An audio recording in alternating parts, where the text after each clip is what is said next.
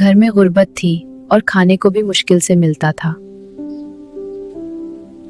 मगर ज़ैनब के दिल में अमीर बनने की ख्वाहिश और लालच छुपा हुआ था। एक दिन वो जंगल में लकड़ियां चुनने गई। अचानक उसे झाड़ियों में एक अजीब चमक नजर आई। वहां एक बहुत बड़ा सुनहरी अंडा पड़ा था। वो बड़ी मुश्किल से उसे घर ले आई।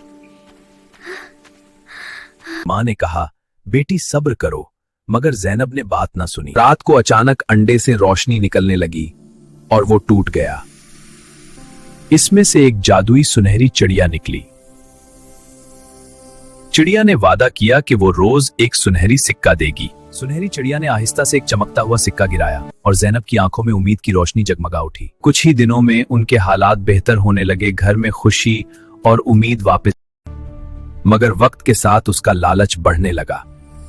उसने सोचा, क्यों ना सारा खजाना एक साथ ले लूं। कहा, तुमने लालच किया, और वो गायब हो गई। ज़ैनब को अपनी गलती का एहसास हो गया, मगर अब बहुत देर हो चुकी थी। उस दिन के बाद उसने मेहनत और सब्र का रास्ता अपनाया, क्योंकि लालच हमेशा नुकसान देता।